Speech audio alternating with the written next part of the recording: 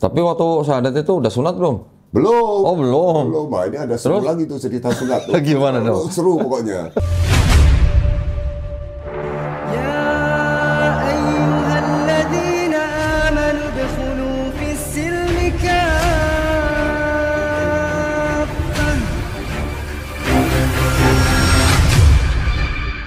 Baik, bismillahirrahmanirrahim. Assalamualaikum warahmatullahi wabarakatuh. Alhamdulillahirrabbilalamin. Wassalatu wassalamu ala rasulillah. Senang sekali berjumpa kembali di channel Donditan dan Garda Mu'alaf Indonesia. Alhamdulillah, di depan saya sekarang ada Pak Halim ya Pak ya? Ko Halim. Ko Halim. Oh, nggak mau dipanggil Pak Pak? Enggak. Namanya Ko ya maunya? Ko Halim. Nama lengkapnya Pak? Ko Halim? Santoso Halim. Oh, Ko Santoso Halim. Tapi nama artisnya Ko Halim. Ko Halim, artis. Oh, Artis siapa? Artis. Alhamdulillah di depan saya ada Ko Halim. Ini Bapak nih pernah jadi mualaf ya Pak? Ya, pernah jadi mualaf. Sekarang udah muslim. Iya dong, masa mualaf Masa mualaf terus? Mantan kafir Pak? Mantan kafir. Oh, mantan kafir. Tahun berapa Pak itu? 2004. Wih, udah lama ya, beda 10 tahun sama saya berarti. Saya 2014. Oh iya, saya duluan berarti. Iya, Bapak duluan. Dari agama? Dari Katolik. Oh, Katolik. Katolik. Sebelumnya Bapak aktif di gereja Aktif. sebagai? Wakil ketua karismatik. Oh, karismatiknya. Karismatik. Berarti Bapak yang sama kelompok-kelompok Kristen lain juga ada perkumpulan gitu ya? Enggak, kalau Katolik tersendiri. Justru Katolik punya karismatik itu justru sebagai rivalnya karismatiknya Protestan. Oke, ceritanya nggak mau kalah gitu Nggak Pak mau ya? kalah karena kita punya umat kan banyak muda-mudi lari ke Protestan gara-gara karismatik ini. Oke. Karena karismatik ini kan tidak banyak macam-macam seperti seperti upacara-upacara Ya, gitu. Dia lebih ritualnya dikit. ritualnya dikurangin. Tapi karismatik Katolik juga ada bahasa roh Pak? Ada. Oh gitu? Ada bahasa roh, kemudian ada pencurahan Roh Kudus juga. Widih, keren. Bahasa roh. Bahasa rohnya yang ngajarin siapa tuh Pak? Gak ada yang ngajarin, jadi bahasa roh itu cuma kita berusaha untuk ngikut aja. Jadi ada yang bisa bahasa roh, soalnya bahasa roh itu bahasa lidah. Iya. Lidah berputar-putar begitu loh. Ada yang paham katanya. Saya pernah paham. Ada yang bisa bahasa roh, ada yang paham. Bapak nggak paham bahasa roh? Nggak paham. Saya pernah ada yang paham. Ketika ada orang bahasa roh, saya paham waktu itu. Soalnya dia ngomongnya sandal lawas gitu. Ya ini sandal lawas kan berarti sandal apa? Sandal tua gitu. Ada lagi yang si raba gitu kan? Raba apa ya? Raba seperti orang dalam lampu mati gitu. Berapa tahun Pak jadi di Katolik? Di Katolik itu ya kurang lebih ada sekitar 4 tahunan lah. Oh, 4 tahun. Sebelumnya lagi? Sebelumnya Buddha. Oh, Buddha. Bapak dari Buddha ke Katolik. Katolik terus ke Islam. Katolik terus ke Islam. Belum ke Hindu Pak? Belum sempat di Hindu. Belum sempat. Konghucu juga belum? Konghucu orang tua. Orang tuanya Konghucu. Ya. Waktu Ibu Konghucu. Waktu di Buddha, Bapak pernah jadi biksu apa gimana? Jadi guru agama Buddha. Kok jadi biksu? Loh, kirain kan jadi biksu terus pensiun gitu, jadi numbuh rambut lagi gitu. Kalau biksu itu berarti lepas jubah. Lepas jubah. Kalau biksu lepas jubah. Oh, Bukan biksu. Bapak di Buddha pengajar agama Buddha? Ya, saya jadi guru agama Buddha. Di sekolah. Oh, di sekolah. Nah, Pak, ini sebelum kita bahas yang ke Islamnya, Pak ya, penasaran juga saya. Ya. Kalau di Buddha kan ada ajaran Tuhan yang Maha Esa. Ya. Nama Tuhannya siapa, Pak, di Buddha? Jadi gini, kalau di Buddha Tuhan yang Maha Esa itu sebetulnya juga belum ada penjelasan yang betul-betul spesifik. Itu. Karena di Buddha itu sebetulnya Tuhan itu digambarkan sebagai sesuatu yang nyata dan sunyata. Dibilang nyata, dibilang tidak nyata. Jadi masih ragu-ragu sebenarnya. Lah, kok ragu-ragu? Ya, karena kan nggak tahu apa itu Tuhan. Nggak dijelaskan? Nggak ada penjelasan spesifik. Karena gini, karena Siddhartha Gautama ketika dia mencapai kesempurnaan di bawah pohon Bodhi, dia hanya mendapatkan 8 roda dharma. Kemudian kedua, dia cuma merasa kesempurnaan itu adalah karunia dari alam semesta. Jadi tidak spesifik ada sesuatu. Kalau di Islam kan sesuatu zat ya. Nah, dia nggak mengatakan itu zat. Oke. Itu pun sebenarnya melalui proses juga ketika dia bertapa, katanya kan dia siksa diri, akhirnya dia dikasih penerangan bahwa tidak boleh siksa diri, makanya dia minum susu. Oke. Ketika dia sehat, maka jiwanya ikut sehat. Nah, dia dapat penyempurnaan itu. Pencerahan, Pencerahan. gitu ya? Seorang guru agama Buddha nggak tahu namanya Tuhannya siapa? Nggak tahu. Karena Nah, memang itu justru penasarannya di situ. karena memang tidak diajarkan atau gimana? Tidak ada penjelasan mengenai Tuhan. Di kitabnya juga nggak ada. Tidak ada. Setahu saya ya. Mungkin yang lain tahu, saya nggak paham, tapi yang ininya saya nggak pernah tahu. Saya pernah menonton sebuah video, Pak, yang ngomong ini biksu. Dia bilang nama Tuhan dalam Buddha itu nirvana. Orang luar, orang awam gitulah, taunya nirvana itu kan surga. Surga ya. Tapi enggak, ternyata dia bilang itu nama Tuhannya adalah nirvana. Oh. Ini nonton dari video ya, ini kan kita sharing aja. Terus saya juga sangat terkesan ketika biksu itu bicara bahwa Tuhan itu ada syaratnya, maksudnya ada kriterianya. Tuhan itu tidak diperanakan, Tuhan itu tidak menjelma, Tuhan itu tidak bersyarat gitu. Oh. Biksu itu ngomong gitu. Wah, saya bilang mirip sama Islam. Tauhid dong berarti. Iya, tauhid berarti ya. Tauhid. Cuman memang mungkin kalau tadi Pak Ko Halim bicara tidak dijelaskan atau bagaimana, mungkin jalur pengajarannya mungkin belum merata atau bagaimana, kita nggak tahu ya. Tapi saya mau sampaikan bahwa seorang biksu dia harus mentaati minimal 1000 pantangan. Hah? Banyak amat, Pak. Pantangan dia. Saya nggak tahu penjelasannya 1000 pantangan sebanyak apa ya. Kurang lebih banyak lah pantangannya. Tapi kalau misalnya dia sudah bosan atau dia dapat pasangan hidup yang dia rasa dia mau menikah, dia boleh. Oh gitu. Dia lepas jubah namanya. Lepas jubah. Lepas jubah berarti dia jadi orang biasa. Oke. Nah, jadi kalau pengajaran seperti yang tadi itu saya sih belum pernah dengar ya. Oke. Dari biksu juga saya banyak kenal, tapi belum pernah ada informasi seperti itu. Oke. Nah kalau biksu sudah kepalanya botak, ketika dia lepas jubah, rambutnya masih bisa tumbuh tuh? Tumbuh. Ada teman biksu akhirnya jadi bos tambang di Kalimantan. Wih, keren. Orang Taiwan. Iya. Jadi biksu yang berubah jadi orang biasa. Oke. Nah biksu itu kan ada yang tanda di sini, Pak, di kepala bagian depan nih. Namanya apa? Balok apa? Nggak tahu mungkin kesundut api kali. Wih, enggak, kan ada yang 6, ada yang 9 gitu. Itu nggak tahu lagi itu. Nah, itu makanya saya bilang biksu itu kan banyak sekali pantangannya. Jadi mungkin banyak sekali hal-hal yang kita sendiri orang awam nggak tahu. Oke. 1000 pantangan. 1000 pantangan. Itu dari 1000 pantangan tuh kira-kira ada yang pantang merokok nggak, Pak? Biksu setahu saya nggak merokok. Oh, berarti ada di situ ya. Pantang merokok berarti ya. Pantang merokok. 1000 udah, kalau saya satu pantangan nggak boleh merokok aja udah bingung ya.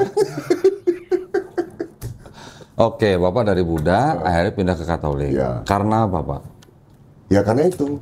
Karena ketika saya jadi guru agama Buddha, saya banyak ditanya oleh murid saya bahwa hakikat Tuhan itu apa.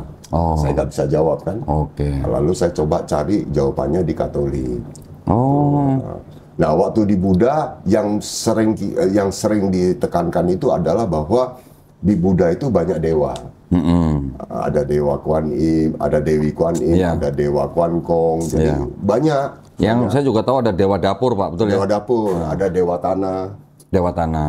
Itu tugasnya dewa dapur. Dewa bumi. Untuk menjaga bumi. Enggak, tugasnya dewa dapur ngapain, Pak? Dewa dapur ya untuk menstabilkan kebutuhan dapur barangkali ya. Oh, gitu. Karena orang Buddha itu repot juga. Jadi misalnya ibu saya ya. Dia membutuhkan sesuatu, misalnya tahun ini dia mau supaya ada rezeki misalnya, dia pergi ke kelenteng, dia ambil salah satu dewa. Nah setelah 1 tahun kalau dewanya kinerjanya kurang bagus, pecat, dia balikin lagi. Nah, nanti diganti dengan dewa lain. Karena dianggap nggak cocok. Nah, itu kebiasaan-kebiasaan di Buddhis. Gitu. Jadi Ko Halim dari Buddha pindah ke Katolik karena ditanya sama muridnya nggak bisa jawab. Nggak bisa jawab. Terus ketemu jawabannya di Katolik? Nggak juga. Ya? Nah, justru di Katolik itu mulai bingung kenapa? Karena di situ kan ada Bunda Maria, ada Trinitas. Nah, sekarang mau tanya Tuhannya nggak mana sebetulnya? Itu juga bingung. Bingung juga tuh. Memang Bapak dulu nggak ikut pengajaran dulu di Katolik? Pengajaran ya artinya Trinitas itu kan tergabung ya, tiga jadi satu. Nah, tapi kita bingung kan tiga jadi satu itu seperti apa sih sebetulnya tiga jadi satu itu? Memungkinkan nggak kira-kira tiga jadi satu? Ya kalau kata pendetanya kan memungkinkan. Dasarnya apa? Kata romonya. Ya kan kita bingung. Dasarnya itu kan, ini mohon maaf ya, saya bukannya, ini saya sedang mewakili apa yang saya belajar dari orang-orang Katolik atau Kristen. Trinitas itu kan sebuah karya, Pak. Karya keselamatan. Firman yang berasal dari Bapa, menjelma jadi manusia Yesus, melakukan karya di bumi untuk menyelamatkan manusia dengan cara mati di atas kayu salib. Roh Kudus itu adalah pribadi ketiga dari Trinitas itu untuk menguatkan orang-orang yang percaya kepada Yesus. Gitu, Pak. Jadi Bapak dulu mungkin kurang pelajarannya Pak di Katolik. Ya, memang saya nggak, kalau di Katolik kayaknya Bunda Maria juga disucikan, dimuliakan juga. Betul, disucikan tapi tidak dijadikan Tuhan. Tidak dijadikan Tuhan. Justru gereja waktu itu di abad keempat menganggap orang-orang yang menyembah Maria itu sesat gitu. Ya. Itu ada di Konsili Efesus 431 Masehi. Betul. Tapi saya pernah tanya sama teman saya yang Katolik, Pak. Kan ada Gua Maria tuh. Mereka kalau datang ke Gua Maria itu, Lourdes namanya ya, Lourdes kok nggak salah ya. nama apanya? Nama guanya. Yang Saya nggak di luar tahu. negeri, di Italia ada. Enggak, di Indonesia kan banyak Di juga. Indonesia banyak ya. Di Indonesia banyak. Saya tanya sama teman saya, ketika kamu ke Gua Maria, kamu berdoanya kepada siapa? Kamu berbicaranya kepada siapa? Kepada Bunda Maria katanya. Iya. Gitu kan? Iya. Berarti mereka istilahnya berdoa dengan perantaraan Bunda Maria gitu kan. Iya. Gitu ya. Nah, ya benar berarti ya. Benar. Nah, terus kenapa di Katolik cuma 4 tahun, Pak? Ya setelah di Katolik 4 tahun itu, saya memilih untuk udahlah nggak usah punya agama lah, mendingan. Ribet. Ribet Kan. Saya ikut karismatik. Saya pernah masuk belajar penginjilan selama 7 bulan. Ketika terakhir dikatakan di sana bahwa pencurahan Roh Kudus itu adalah sebagian daripada teknik sugesti, saya berhenti. Sugesti. Betul. Oh gitu. Nah, jadi begini, kalau kita tahu cerita pencurahan Roh Kudus itu kan bahwa seorang yang kakinya pincang bisa jalan. Nah, kenapa bisa terjadi? Itu tidak sepenuhnya dikatakan sebagai pencurahan Roh Kudus. Sebetulnya ada sugesti yang bermain di situ. Karena suasananya kan suasana gegap gempita. Lalu si penginjil itu memerintahkan dia untuk jalan dengan konsep dia disuges. Jadi akhirnya karena disuges ada kekuatan inner badan dia yang akhirnya menopang dia bisa jalan. Pada saat itu. Ya. Jadi itu sifatnya temporary. Ya. Nah, kalau begitu kita sebagai pelaksana akan merasa bahwa ini kebohongan publik kan. Oke. Nah, saya berhenti di situ. Saya bilang saya nggak mau ikut. Yang bilang sugesti itu yang ngajarin. Yang ngajarin. Jadi memang kita ada timnya. Nah, saya masih ingat tuh belajarnya di dekat Harmoni itu ada satu karismatik di situ. Jadi ketika ada orang yang mungkin sakit atau bagaimana di kursi roda, Ya. suasananya gegap gempita. Udah gitu dia didoktrin. Udah gitu psikisnya juga sedang naik turun lah ya. Naik turun. Dia sugestinya kuat, dia berdiri. Berdiri dan bisa jalan. Nggak mungkin bisa lari. Tapi temporary. Habis acara ya kita nggak tahu karena nggak dilihatkan lagi kan. Bagaimana selanjutnya nih orang. Tapi yang penting kan pada saat dia jalan itulah momen itu dipakai untuk menunjukkan pada orang bahwa kekuatan Roh Kudus itu ada. Oke.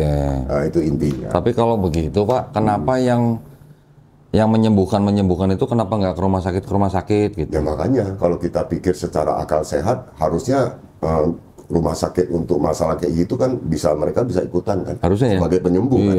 Didoakan, bangkit, sehat. Bangkit. Harusnya kan bisa ke rumah sakit. Betul.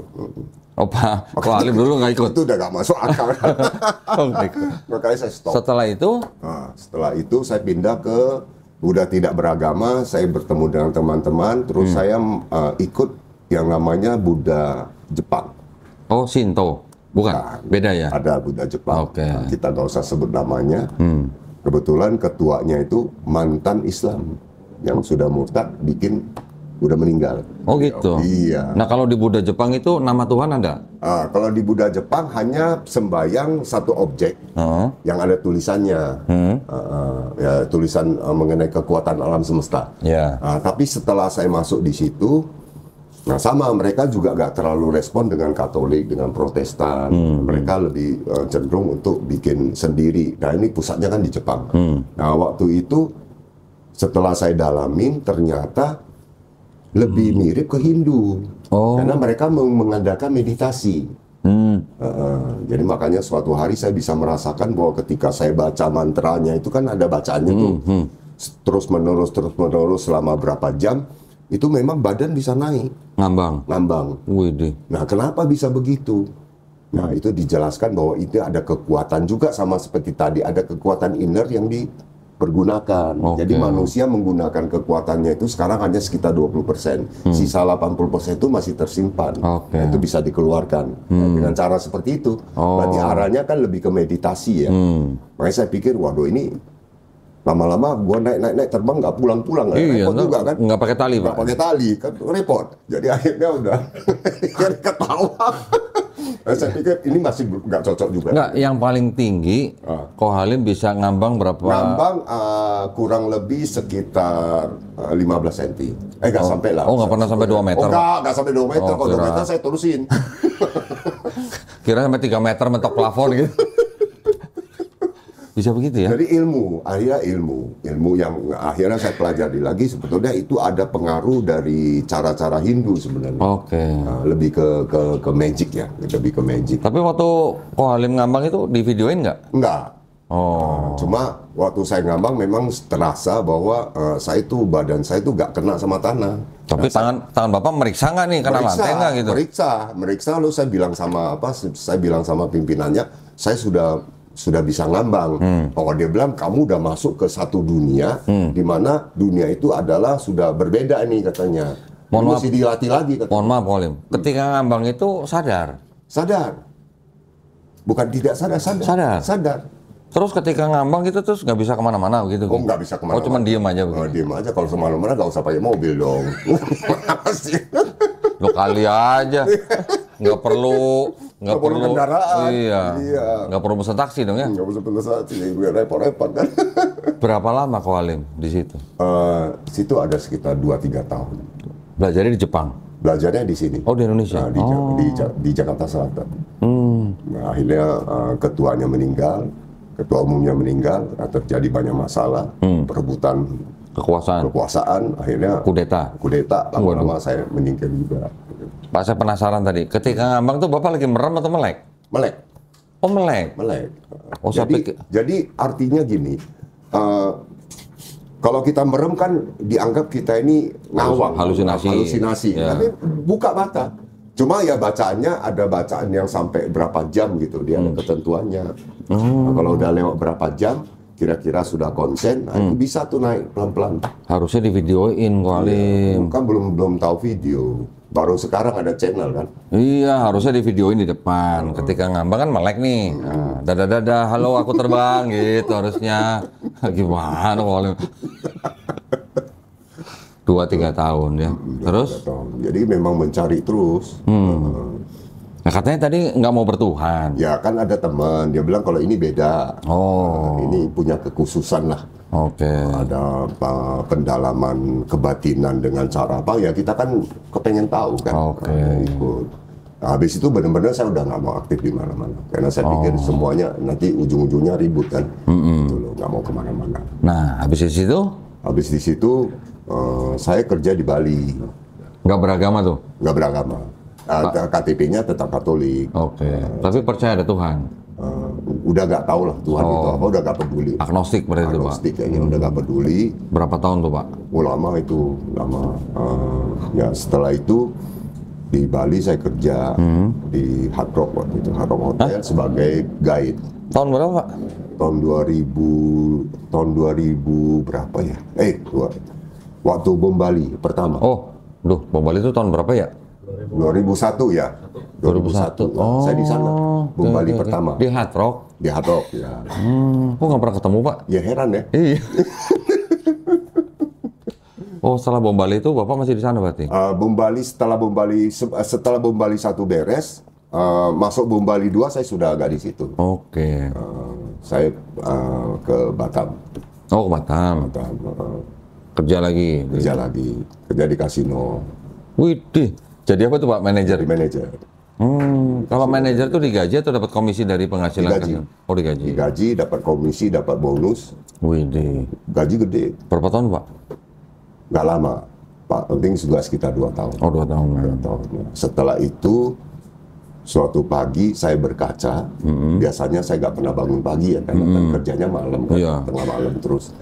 Suatu hari libur, saya berkaca, kurus sekali, tinggal 65 kilo. Lihat wajah saya pucat. Oke. Terus saya berpikir, kalau begini terus, kalau saya mati, saya kan nggak tahu Tuhan, saya mau kemana ini. Mulai itu ada kesadaran mengenai kembali lagi ke urusan Tuhan. Oke. Mulai mikir nih, kalau gua mati ini, gimana ini? Ya, masuk peti lah gitu. Mau kemana gitu, nggak jelas kan? Katolik nggak ikut, kan? Nggak pernah ke gereja, gitu. Nggak pengen terbang lagi Pak? Nggak pengen terbang lagi, kan gitu kan? Jadi kan bingung, akhirnya saya harus tinggalkan Batam. Oh itu masih di Batam tuh yang ngaca itu? Saya harus tinggalkan Batam. Terus? Saya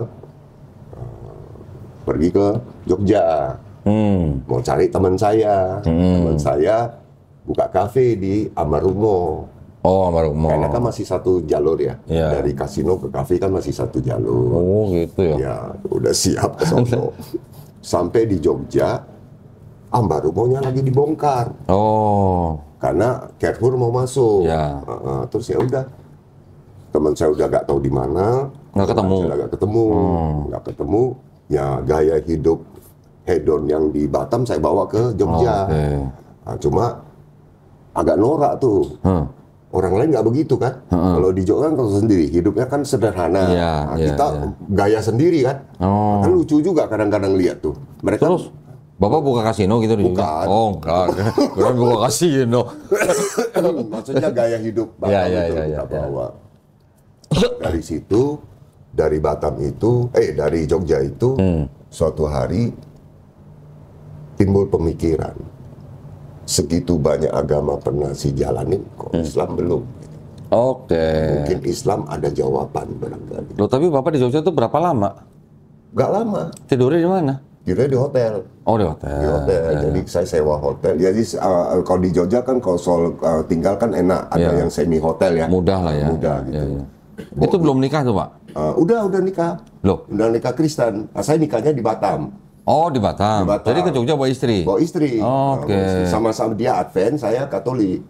Oh ngakunya doang Katolik? Ngakunya.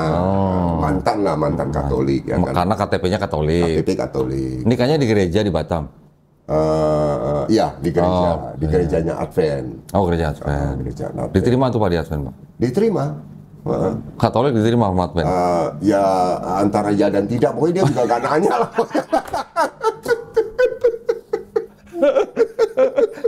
Loh enggak, istri waktu itu menerima Kohalim nggak punya syarat apa-apa gitu? Enggak punya syarat apa. Kalau Advent kan nggak boleh makan babi, nggak boleh minum ini itu. Advent itu memang keras, gak makan babi segala macam, tapi ya mungkin karena karena waktu itu kan kerja di kasino kan, mungkin karena kondisi mungkin ekonomi juga baik, udah diterima. Hedon mula gitu ya. Begaya lagi. Begaya FM. Oh jadi bawa istri ke Jogja? Ya, ke Jogja. Terus? Nah di Jogja itulah ketika saya mulai merasa bahwa mulai ada bayangan kematian. Oke. Itu usia berapa Pak di Jogja? 40. Oh udah 40. Terus? Akhirnya harus masuk Islam. Bagaimana caranya masuk Islam kan? Ya kok tahu-tahu harus masuk Islam dari Saya mana? merasa mau masuk Islam gitu. Saya merasa, oh ini kayaknya saya harus masuk Islam. Loh bukan pemicunya apa mau masuk Islam? Hanya gara-gara belum pernah gitu? Bukan, pemicunya karena kematian. Karena ada bayangan kematian. Tapi kan apakah Bapak sudah mendapatkan jawaban dari Islam? Kok tahu-tahu mau masuk Islam? Belum, justru karena ada pengalaman, ada bayangan kematian, saya pikir kan mungkin Islam bisa memberikan jawaban kan, apa itu sebetulnya. Oke. Nah, sambil juga cari lagi Tuhan lah. Oke. Balik lagi mau cari Tuhan kayak Iya. gitu. Makanya udah pergi ke masjid gede di Kauman. Masjid gede. Tanya-tanya dulu atau langsung syahadat? Tanya-tanya, Oh, saya mau syahadat, tapi katanya Pak Kiainya lagi gak ada, Ustadznya lagi gak masuk. Oke. Jadi kan terhalang lagi tuh. Saya masih terus berusaha tuh. Terus sampai saya ketemu cari yang namanya Himpunan Pengusaha Muda Indonesia, HIPMI, di Jogja, namanya Pak Gonang, ketuanya dulu waktu tahun 2003 ya, 2004 lah. Itu saya telepon ke Pak Gonang, Pak, saya namanya Santoso Halim dari Batam. Bapak bisa tolong saya nggak? Tolong apa katanya? Saya mau masuk Islam. Kaget dia. Waduh. Masuk Islam enggak? Kenapa katanya? Enggak, saya cuma pengen masuk Islam karena saya ada sesuatu lah. Oke, kalau gitu datang ke rumah. Nah, saya ke rumah dia di Kolombo, Jalan Kolombo. Oke. Datang ke rumah dia, ngomong, dia lihat KTP saya Batam. Saya bilang, wah, kalau masuk Islam harus jelas katanya. Nah, jelas apanya? Bapak kan bukan warga sini, Bapak kan warga Batam. KTP-nya Batam. KTP-nya Batam. Karena Bapak KTP Batam, wah ini perlu waktu. Kita mau nggak ngerti lah. Akhirnya dia bingung juga tuh, bagaimana ini ceritanya. Nggak seperti sekarang, kalau sadar kan langsung aja kan, nggak pakai tanya-tanya. Iya. Kalau dulu memang mungkin tahun 2004 mungkin masih belum gimana lah. Iya, iya. Akhirnya si Pak Gonang ini telepon ke salah satu tokoh ulama di sana, Habib Masurido Al-Hasni. Beliau adalah penasehatnya Sultan. Oh, Habis Masya Allah. Oke. Dimarahin tuh sama Habibnya. Yang dimarahin siapa? Si Pak Gonangnya. Lah kenapa? Orang mau masuk Islam kok nggak diteruskan? Kok masih nanya-nanya? Lu gimana sih? Kali ini Islam apa sih sebetulnya? Terus? Marah di si Habib. Terus? Bawa ke sini katanya. Dia mau setan kayak mau apa kayak, pokoknya kita Islamkan kalau dia mau masuk Islam katanya gitu. Oh, Saya iya, dengar iya. itu.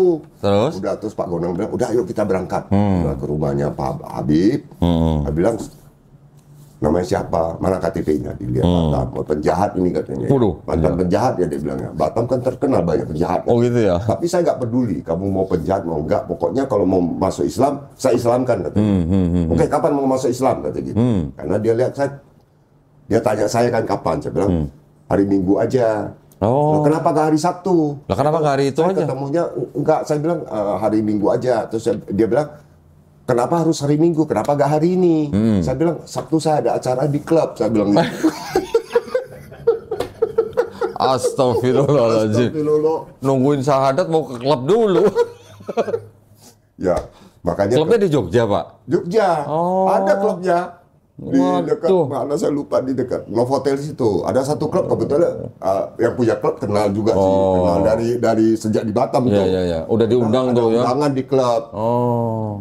Oh gitu katanya, ya udah kamu ke klub aja. Moga-moga kamu nggak cepat mati kan. Ini kok jahat sekali sih ngomongnya. Udah kamu udah nanti jam berapa gitu. Kalau gitu hari Minggu aja. Jam berapa ya terserah Bib. Jam berapa maunya? Siang, enggak pagi aja Bib. Saya langsung dari klub langsung datang sini. Widih. Jadi kamu nggak tidur, nggak usah lah Bib, langsung aja lah. Jadi Soalnya habis saya dugem juga mau pulang langsung- jam 5 jam 6 kan. Iya, jadi habis Saya dugem mau langsung jam sadar gitu. 8 katanya. Oke. Disiapin lah, saya datang ke rumahnya beliau dalam kondisi mabuk. Waduh.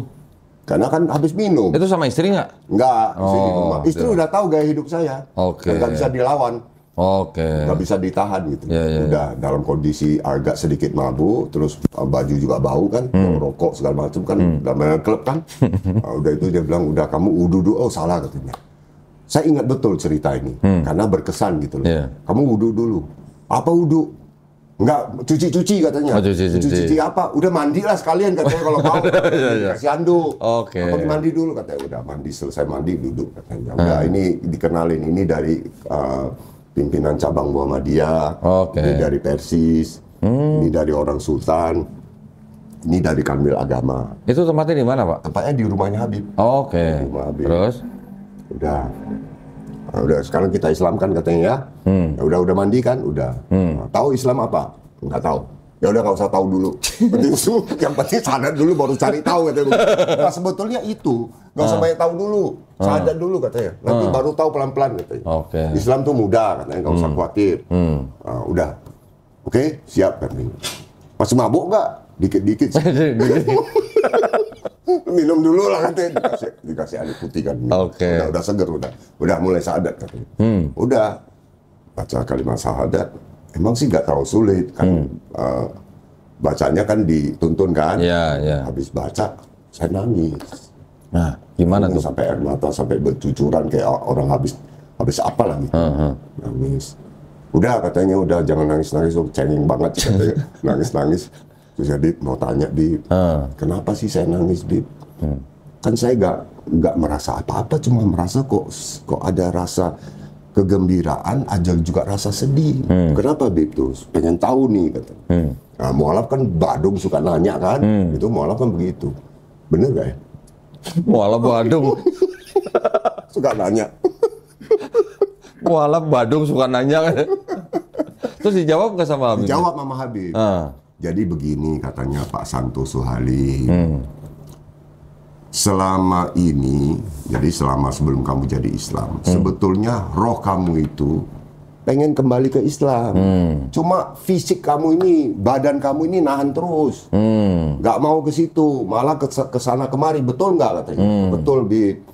Oke, sekarang berarti udah, kenapa bisa menangis? Karena antara fisik dan roh menyatu. Jadi ada kebahagiaan tersendiri. Kamu nggak kuat katanya, kamu pasti nangis. Jadi ini adalah nangis kegembiraan. Udah selesai, jadi udah jadi Islam udah katanya. Tapi waktu syahadat itu udah sunat belum? Belum. Oh belum. Belum. Nah, ini ada seru lagi tuh cerita sunat tuh. Gimana dong? Seru pokoknya. Setelah itu saya kan belajar. Kata Ustadz Fanani sudah meninggal ya beliau ya.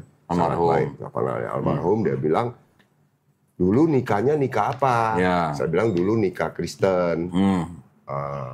Oh kalau gitu nikah ulang aja karena pas mau memasuki bulan suci Ramadan. Cuma Ustadz nggak tahu saya belum disunat. Terus dia bilang. Jadi setelah ada 2 bulan tuh belum disunat? Belum sunat. Karena belum tahu. Belum tahu. Nah, terus udah itu. Saya bilang, ya udah nikah Islam. Tapi ada satu hal nih Ustadz. Saya bilang, saya belum sunat. Hah, belum sunat katanya. Waduh kacau katanya. Ya harus sunat. Oh ya udah kita sunat aja katanya. Ya udah kita cari. Terus sunatnya? Dicarilah. Kamu sunat bagaimana? Ada yang terkenal katanya tukang sunat gitu ya. Pergilah ke satu tempat, jalannya saya lupa. Udah lama soalnya. Begitu masuk. Di Jogja tuh ya? Di Jogja begitu masuk. Ada salib. Hah? Gede banget salibnya. Tukang sunatnya salib? Tukang sunatnya Katolik. Saya bilang nggak mau Ustadz. Terus? Saya udah keluar dari sini, masa saya masuk lagi? Lucu kan? Ya sebenarnya sih nggak ada urusan. Iya, tapi kan saya merasa, waduh, saya dipelototin begitu ngeri. Saya bilang, saya udah keluar nih. Terus? Pengkhianat kan dipikir. Pengkhianat. Ya, namanya juga kita agama masih cetek lah. Nggak mau Ustadz. Nggak mau di sini. Ini bagus katanya, nggak mau di sini. Aduh, cari apa katanya? Udah cari-cari ketemu. Ketemu apa nih? Di Kauman. Saya kan belum di Kauman, masih di Mangkuhyudan waktu itu. Di rumah sakit Ahmad Dahlan. Muhammadiyah. Katanya sunat di sini malah enak katanya, nggak usah bayar. Dia udah hubungi katanya. Dia kan kalau Ustadz Fanani dia ngajar di UGM. Dia dosen.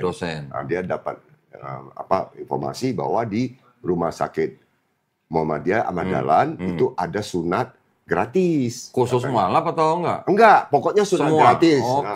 Apalagi dia bilang mualaf mau sunat kan. Bayangan mereka saya tuh umur 15-16 lah gitu kan. Lucu nih. Kamu ketawa pokoknya.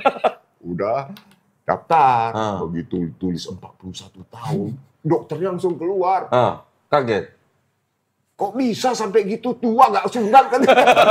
Saya kan mualaf, mualaf katanya, baru masuk Islam katanya. Oh iya, kalau mualaf katanya ya udah nggak apa-apa lah kalau mualaf mau dikerjain tuh sama dokter tuh.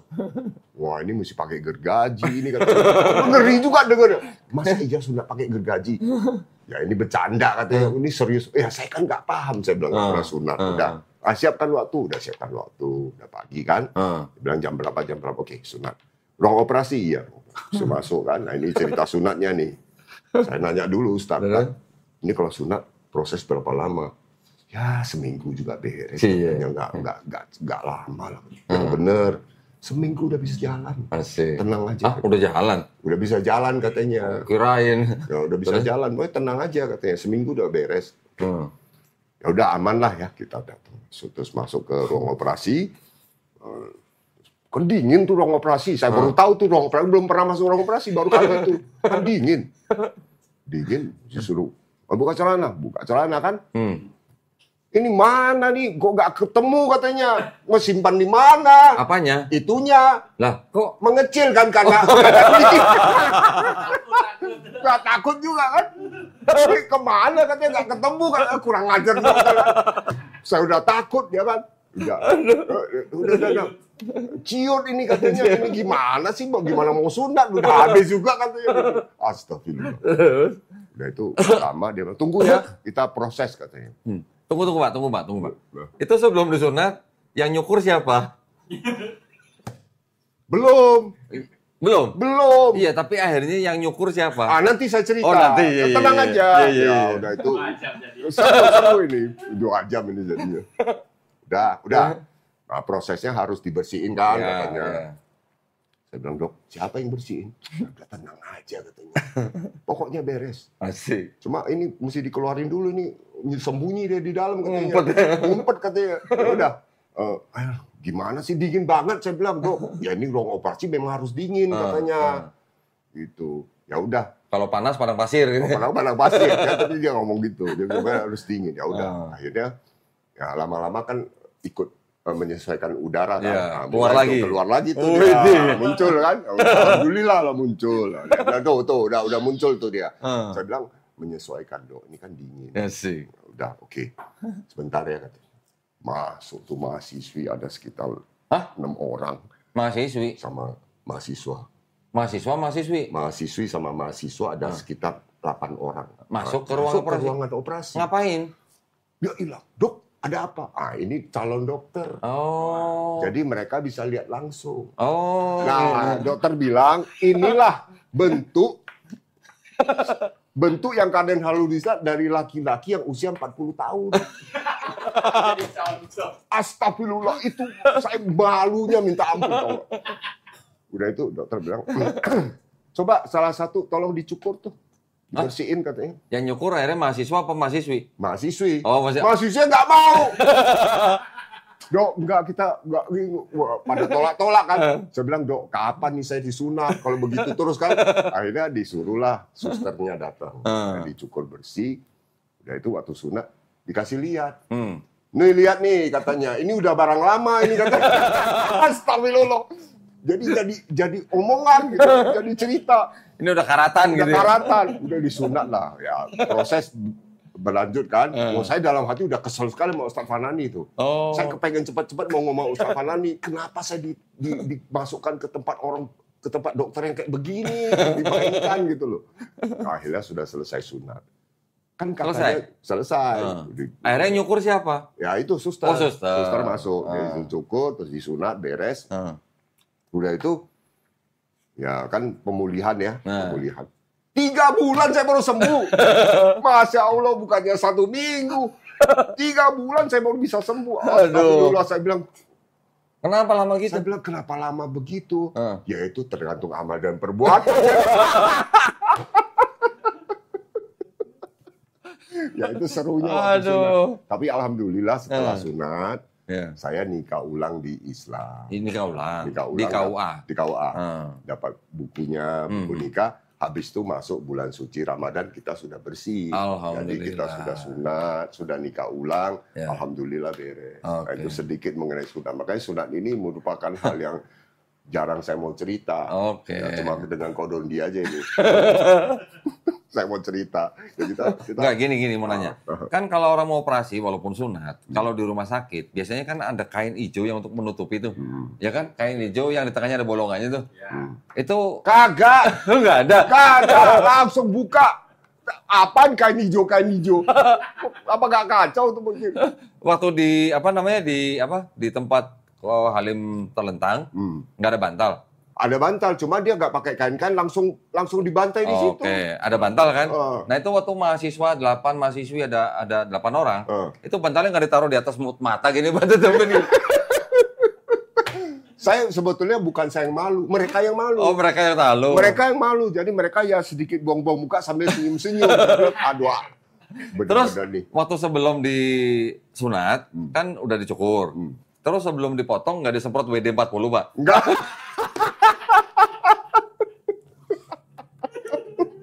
Kan udah karatan. Terus satu. Ya kan buat ngilangin karatan WD-40, Bang. Saya cerita sama istri saya, istri saya bilang, waduh, kamu udah dikena bully sama dokter. Nah, terus ada satu lagi nih, Pak. Ini saya pengen konfirmasi nih ya. Tadi kan Ko Halim cerita bahwa Ko Halim akhirnya nikah ulang.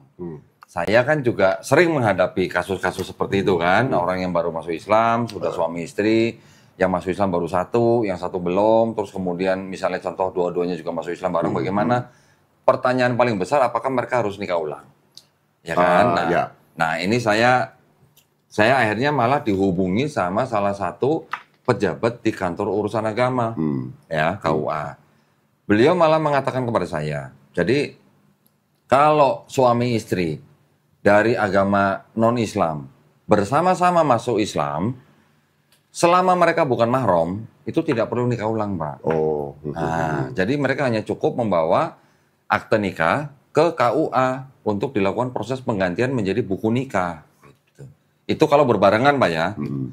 Terus kalau untuk yang suami istri yang masuk Islam baru salah satu, selama mereka belum istilahnya, satu baru masuk Islam, satunya belum, tapi masih ada tenggang waktu. Tenggang waktunya itu boleh dikatakan mengikuti periode masa idah lah, Pak. Ya, itu juga sebenarnya nggak perlu nikah ulang. Ya, artinya gini, misalnya satu suaminya masuk Islam, yang istrinya belum mau masuk Islam. Tapi kalau udah lewat masa idah, nah itu hukumnya sudah batal menurut Islam. Pernikahannya tuh udah batal menurut Islam. Jadi waktunya hanya ditunggu selama masa idah. Ya, ini kalau saya salah tolong koreksi nih. Tapi kalau sebelum masa idah, seperti kasus Ko Halim, istrinya dalam 2 bulan kemudian menyusul, itu tidak perlu. Itu tidak apa-apa, itu masih sah. Gitu. Itu cuma yang pengen saya konfirmasi, Pak. Karena ini kan juga bisa menjadi info nih buat yang lain. Memang sih waktu itu nggak ada omongan bahwa ada keharusan. Cuma istri bilang, dia kepengen punya buku nikah Islam. Nah, tinggal bawa aktenya ke KUA. Kita nggak punya akte dulu. Kita nikah itu cuma nikah gereja biasa, nggak dikasih akte. Kalau Bapak nikahnya di gereja, belum, berarti kan Bapak dulu waktu nikah belum sampai ke catatan sipil? Belum. Nah, kalau itu untuk urusan negara, admin negara, ya Bapak harus ke KUA untuk nikah, untuk dinikahkan. Makanya akhirnya kita nikah gitu loh, karena di KTP saya belum kawin. Tulisannya, gitu. Makanya akhirnya ya kita pikir ya udahlah nikah ulang aja. Nah, akhirnya kita nikah ulang dapat buku nikah, karena ketika dikeluarkan buku nikah juga ada rasa kebahagiaan sendiri. Alhamdulillah. Nah, kita merasa bahwa kita resmi lah resmi jadi Islam. Ya itu benar, Pak, karena Bapak sebelumnya belum dicatat di catatan sipil. Ya, belum ada catatan sipil, belum. Belum ada catatan sipil. Kalau sudah punya akte nikah di catatan sipil, tinggal itu ditukar dengan buku nikah di KUA. Nah, ini mungkin informasi untuk mualaf-mualaf ya. Kita kan terus sudah selesai syahadat. Terus saya tanya, Bib, mau belajar gimana? Belajar sendiri aja, baik masjid kok sini, katanya nggak pusing-pusing kamu. Saya nggak mau ngajarin kamu udah pinter katanya. Kamu bukan orang bodoh kok katanya. Kamu pinter, kamu cerdas katanya. Kamu belajarnya sendiri. Dia belajar di mana, Bib? Ya belajar di masjid, cari masjid terdekat. Saya kan dulu tinggalnya di Mangkuyudan. Kamu cari tuh di situ ada masjid satu gede itu. Saya kenal tuh sama pimpinan masjidnya, nanti saya teleponin katanya. Biar kamu diperhatikan. Ya udah kamu ke masjid, baca Al-Fatihah di sana, belajar sholat di sana. Gak usah belajar macam-macam dulu, belajar gerakannya dulu. Nanti pelan-pelan, habis belajar gerakan, kamu pasti dengar bacaan, kamu pelan-pelan hafal. Kamu pasti bisa. Alhamdulillah tuh, belajar sendiri tuh. Jadi belajarnya di masjid itu? Di masjid itu. Tapi ada yang ngajarin, nggak, ngelihat orang sholat, ikut gerakannya. Gitu. Tapi bacaannya? Bacanya, si yang pimpinan masjid itu, ustadz itu, yang akhirnya ngajarin saya. Oke. Ada pesan dari Habib Masurido, katanya Bapak kan mualaf, mau belajar, ya sudah kita belajar Al-Fatihah dulu ya. Ajarin pelan-pelan Al-Fatihah. Nah istri gimana itu? Nah ini ceritanya panjang nih. Waduh, nggak apa-apa Bang. Masih ada waktu. Baru setengah jam. Baru setengah jam. Iya. Masih ada 3 jam lagi. Oh 3 jam ini. Iya. Dan bos saya minum dulu. Minum dulu.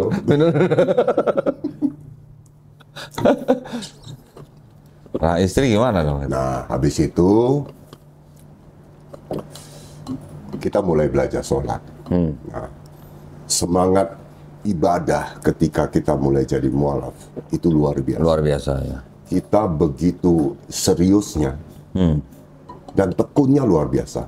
Kita selalu nunggu yang namanya azan. Iya. Kapan nih azan kok lama-lama? Lama bener gitu ya. Lama bener azannya. Padahal baru kelar sholat ini. Baru kalau sholat. Udah nunggu aja.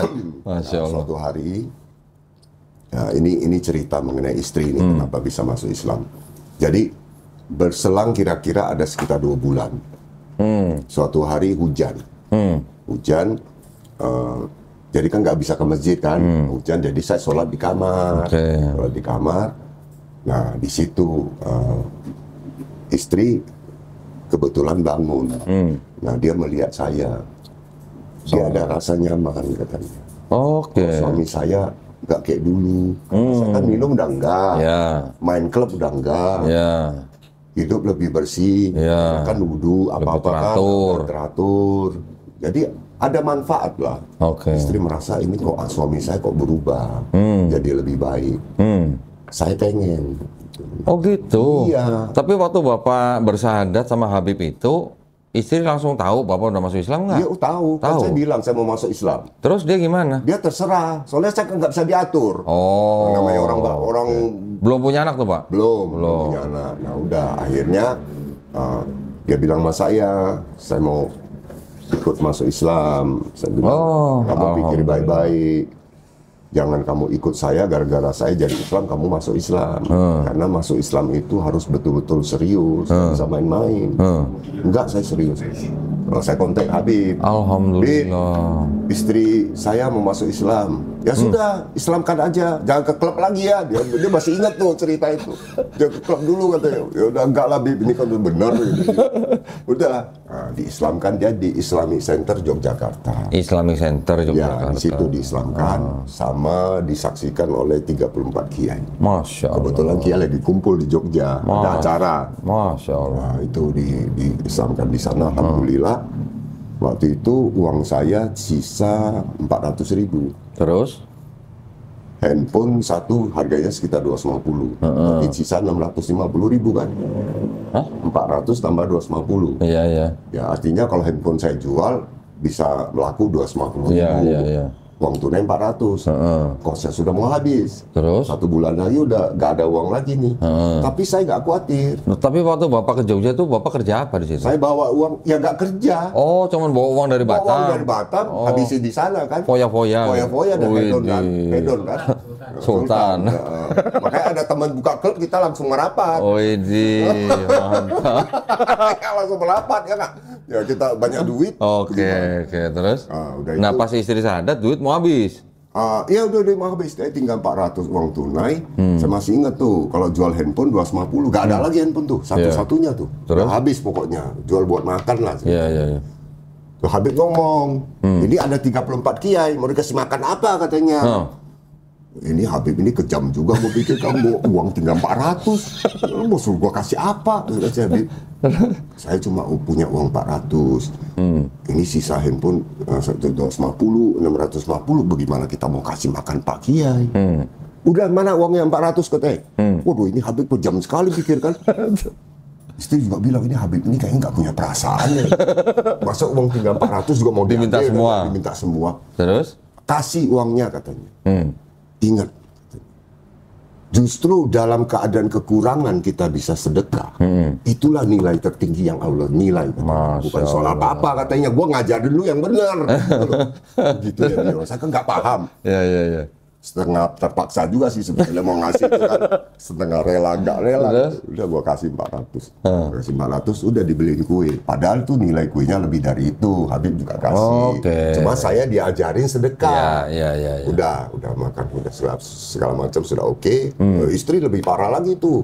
Sampai di sini nggak bisa ngomong. Kenapa? Kayak tercekek katanya. Waktu apa? Waktu sadar. Nggak bisa ngomong. Jadi sempat berhenti tuh. Berhenti terus baru lanjut lagi. Lanjut lagi bisa lancar terus nangis. Nangis parah sekali, nangisnya lama. Teriak-teriak? Setengah teriak. Setengah teriak. Udah, jadi kelar tuh urusan. Sekarang duit kan sudah nggak ada nih. Terus? Sisa 250 kan. Handphone mau dijual kan? Iya. Handphone kau jual nggak ada komunikasi, mati kita kan. Jangan dulu deh, bertahan aja. Terus dia bilang, gimana nggak ada uang? Udah, nggak usah pusingin lah. Apa kek? Yang penting kita sudah Islam. Kita sudah selamat, tenang aja. Sok tahu. Padahal nggak ngerti itu. Sok tahu, selamat pokoknya. Terus? Menjelang mau habis kos, jadi artinya tanggal berapa gitu mau habis 1 minggu sebelumnya, Habib telepon. Santoso, kenapa? Siap-siap lu. Gua kasih lu kerjaan katanya. Asik. Kerjaan apa, Bib? Lu kan bisa bahasa Mandarin katanya. Saya kan pernah jadi guide Mandarin. Iya. Tuh Sultan lagi butuh orang tuh. Widih. Mantep kan? Butuh orang maksudnya apa? Ini Sultan kepengen katanya masuk di perusahaan daerah dia yang orang Islam mukanya orang pribumi tapi aslinya Cina tapi mualaf dia bilang. Untuk Sultan apa? bilang begitu. Maksudnya untuk jadi apa di situ? Untuk jadi bukan guide tapi penterjemah. Kan ada delegasi Cina mau datang nih ceritanya ke Jogja. Jadi masuk di perusahaan daerah. Ini kayaknya lu spesifikasinya cocok. Muka Melayu, tapi lu Cina, lu bisa bahasa Cina, terus lu mualaf lagi kan? Nah, udah pas lah katanya. Udah gini aja, belajar Jawa dulu katanya. Jadi saya dilatih belajar Jawa selama sebulan, budaya Jawa. Karena menghadap Sultan kan harus belajar dulu. Nggak bisa main ngelonong sana sini kan, supaya adabnya dijaga. Nah udah belajar Jawa, baru tuh dipertemukan sama Sultan. Nah, begitu Sultan lihat saya, dia bilang, nah ini orangnya nih, udah saya cocok udah masuk langsung kerja. Asik. Asik kan langsung. Tapi yang kos-kosan seminggu tadi gimana siapa yang bayar? Udah lewat. Jadi gimana bayarnya?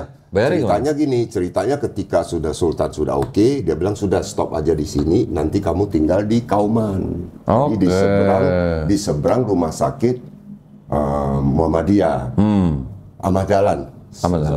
Saya kalau ke Jogja saya selalu ke sana, tapi udah dirubah jadi ruko sana dalamnya. Udah tinggal di situ, dikasih tempat tinggal lah. Kenapa? Karena di situ dianggap untuk pembinaan Islamnya lebih kuat. Nah, di situ kan memang Agus duduk di situ, katanya segala macam. Di situ aja lah katanya tinggal, aman sudah. Jadi udah keluar dari sana. Alhamdulillah tuh. Mulai kerja sama Sultan selama 4 tahun. 4 tahun? 4 tahun ya, kurang lebih. Mantap. Jadi tenaga ahlinya Sultan khusus untuk hubungan dagang dengan Cina. Kita bikinlah pameran teknologi Cina pertama di Jogja. Di Yogyakarta. Nah, itu saya ngurusin delegasi dari Cina termasuk pejabat-pejabatnya dalam berkomunikasi dengan Sultan. Alhamdulillah tuh. Itu Allah langsung jawab tuh ya? Langsung jawab. Padahal kita juga nggak gitu paham kan. Tapi kita yakin lah. Cuman berserah diri itu ya? Berserah diri, beres. Masya Allah. Nah, ini kan cerita manisnya nih. Cerita dukanya? Cerita dukanya banyak. Banyak. Itu manis. Sekarang dukanya nih. Makanya mualaf itu jangan pikir cuma manis. Pahitnya juga ada. Jangan kira lu beriman gak diuji ya. Nggak diuji. Ujian datang pelan-pelan tuh satu-satu tuh. Jadi kasih lega dulu lah. Ibarat kata seperti ikan kita dikasih napas dulu sebentar kan. Habis itu turun lagi ya.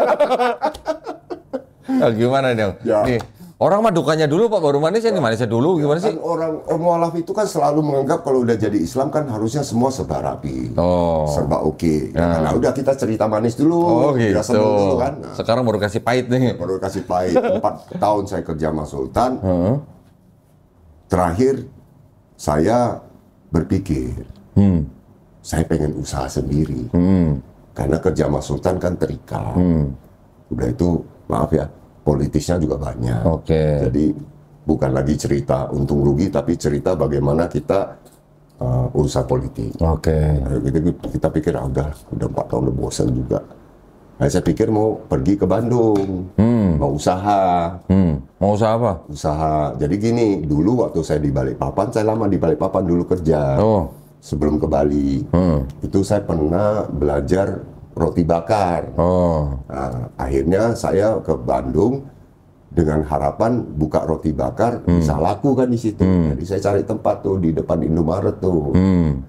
Di Jalan Kopo itu. Bukan, oh, di Kopo. Bukan Kopo, bukan yang apa? Apa sih namanya itu? Lebih panjang. Bukan lebih panjang. Itu yang Saritem bukan. bukan Saritem lain lagi. Saritem kan banyak yang jual kue, Pak, itu, Pak. Saritem beda. Bukan, di Saritem kan ada gang kue tuh. Iya betul, di gang kue, makanya nggak mau gua ke sana Oh, ada nggak gang mau? kue masalahnya. Terus? Apa? Yang jualan itu tuh yang apa? Aduh, saya lupa. Roti bakar. Bukan roti bakar, bukan. Bondon. Apa Bondon? Bukan Kopo, tapi setelah Kopo itu apa sih? Terusan Kopo. Itu tuh orang Bandung tuh apa? Bandung apa sih? Yang Soreang. Bukan Soreang, yang ada apa restoran Padang. Ciwidey. Bukan. Ciwidey, Ya udah jauh lah, amat. pokoknya di Bandung lah. Iya. Terus sih kita ngomong kayak gini apa urusannya? Kenapa jadi kuis ya? Pokoknya jadi kuis. Terus? Udah situ. Udah kita mulai usaha dengan harapan bahwa kita bisa mandiri kan. Gitu. Ternyata di Bandung konsep usahanya kalau baru, rame. Oke. Jalan, saya kos tuh waktu itu. Kos di rumah orang Bandung, di daerah situ juga.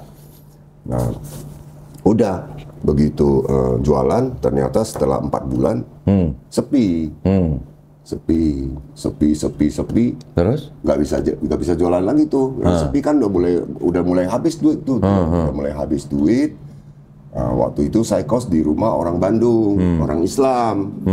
Kayaknya baik orangnya. Nah, ketika dia dengar saya udah mulai bangkrut, dia bilang, ini kamar ini mau dipakai sama saudara saya. Oh. Dia takut saya nggak bayar. Iya. Disitulah datang mulai ujiannya. Jadi kita itu diuji dengan tingkah laku orang Islam oknum yang nggak mencerminkan orang Islam. Nah, ini kan sakit juga perasaan tuh, seakan-akan diusir kan. Iya. Ya udah nggak apa-apa. Nggak punya tempat tinggal. Pindah. Ya habis kan, udah uang sudah habis, tempat tinggal pun udah ada.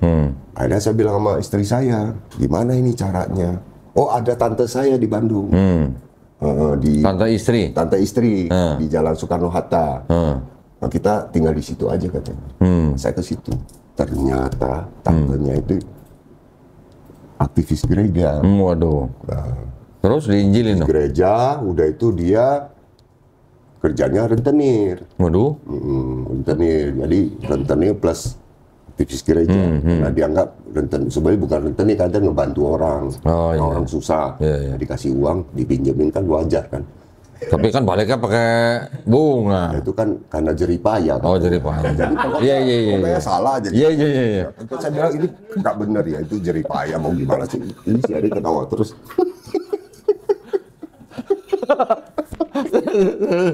Udah. Terus? Di situ. Nah, tantenya bilang, selama kalian tinggal di sini, kalian harus ikut aturan saya. 1 minggu harus ke gereja. Widih. Kita nggak mau tahu lu mau Islam mau nggak ada cerita. Harus lu ke masuk gereja. tempat gua, lu mesti ke gereja. Widih. Terus? Ya mau nggak mau kan? Hah? Mau nggak mau. Ke gereja tuh? Ada tempat, iya ke gereja. Nah, ke gereja, saya sama istri sepakat. Begitu masuk gereja, waktu doa baca Al-Fatihah.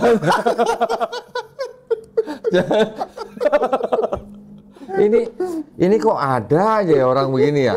Kemarin ada Chinese juga, istrinya masuk Islam, tapi belum kasih tahu suaminya, tetap diajak ke gereja, di dalam gereja dia zikir. Ini ada baca Al-Fatihah di gereja.